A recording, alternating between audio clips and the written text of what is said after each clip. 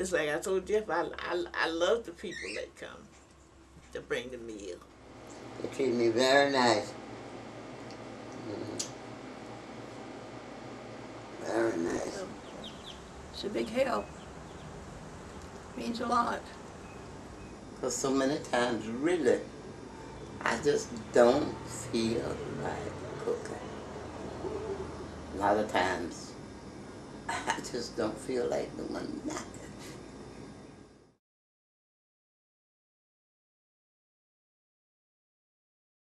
Meals on Wheels started out in Gainesville several years ago, well before my time, mostly grassroots. It became formalized, we believe, in the late 70s to early 80s, but we have no statistics to back that factually up. For elder care, it started in the early 90s. And from there, it's received government funding in order to add some structure to the program, allowing it to still be a volunteer-driven program, but much more efficient in terms of meals arrive and are packaged. And we've since delivered, we're guessing, well over 1 million meals in Gainesville. The main goals of the program really are twofold. The first is to provide a hot meal to seniors every single day, or a meal to seniors every single day, 5 days a week, with nutritious snacks that hold them over till the next day. And I think for many of them, this is probably the one big meal for the day. Hunger, to me, is a big thing. There should be no one that's hungry. No one. And this was one of the big reasons, I guess, that I did get involved, is because of people not going hungry, especially the elderly. There aren't a lot of ways for seniors to get meals because typically they're homebound, unable to drive, and not always healthy. It's a good thing, and I hope people appreciate it like I do. You know, to help you. It helps you out. It helps you out because by the time you pay up your other bills, you ain't got no money to buy no groceries. They give you a variety of food that, like if you're on a fixed income, you wouldn't go buy. Or something just like milk. I don't have to, you know, you look forward to the milk coming. You know, every day you get some milk. That's the obvious goal of the program. Really the hidden goal of the program is the wellness check, or the ability to check on seniors every single day and make sure they're safe, that they're still in their home, and that nothing has happened to them. Because some of these people don't see anyone every day. And so it's one more check, one more face that's checking on these people, because some of them are they're quite elderly, or they're quite ill, or both. So I like to stop a while when delivering meals and talk to the meal recipients, because you know they don't get too many visitors, and they welcome the company. I know we do have to deliver the hot meals. We can't just tarry. But it's fun to interact with them. But it is really wonderful. I don't have any fault for their work, because it means a lot to me in my life. There's one lady who is a very keen tennis fan, and I talk to her most because we talk about what matches that you should watch over the weekend. It was during the winter. It was cold in that house. This was one of our coldest. They didn't have any heat.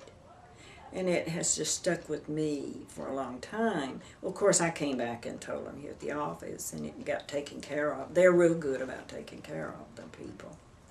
John would come in, and because John fixed my light up there one time, and that was a good little while. He had to get the thing in, and the string, I broke the string pulling it on, and I didn't have one, so he said, I'll fix it next Friday when I come. So the next Friday when he came, he brought it, and he got up and stood up in a chair, and I stood there to keep him from falling, and then he fixed it for me, so that was a good while. That's great. Mm-hmm. He's really nice. It's rewarding, I believe.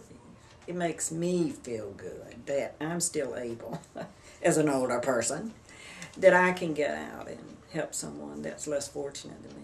You know, I was having a bad day, you go out, you deliver some meals, you talk to some folks who are not nearly as lucky as you are in their everyday living ability, and you come out on the backside and you realize just how well that you have it as both an individual and in the society that we live in. Well, for me, I think it makes me feel in touch with those on the other side of the fence.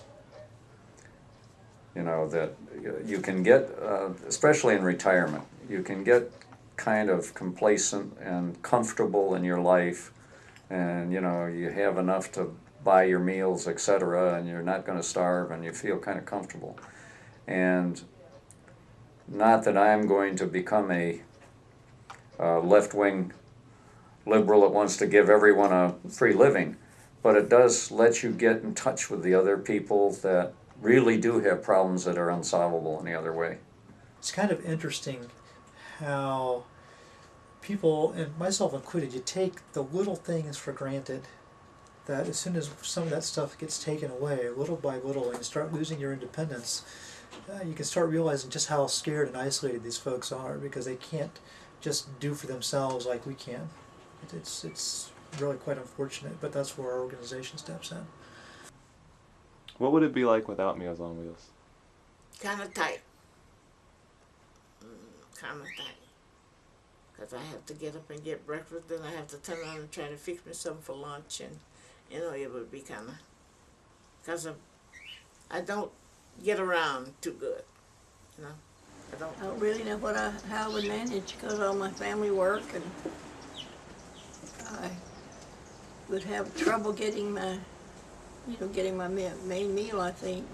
It would be very, very rough with me if I didn't have, they didn't give me meals, because I wouldn't hardly cook.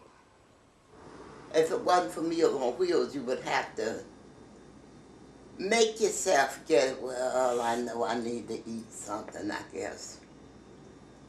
I better try to fix a bite. And here you gotta struggle, you gotta, well, gosh, what can I fix quick? I don't want that. I don't know what in the world I want. You just, when you get to that stage, you just go in the kitchen and really, whatever you put your hand, you just go ahead and just fix a little something that's enough to keep me going. Because there are times you don't feel like doing all the time. But with Meals on Wheels, you say, well, oh, we got a pretty good dinner today.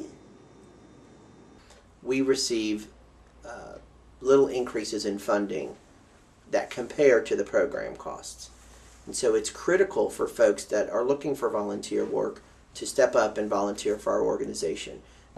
Typically, we rely very heavily on volunteers, and right now there's a huge need for volunteers, and we have multiple open routes on any given day. Jeff can vouch for this. They need more volunteers. I hope many more people will help out, because I found it very satisfying. If you want to volunteer, it doesn't take but a couple hours a week, 2 hours of your time. So again, if you're looking for a volunteer opportunity that gives you hands-on experience, provides immediate gratification to say, here's your meal, thank you very much, this is a program that allows folks to have that one-to-one interaction.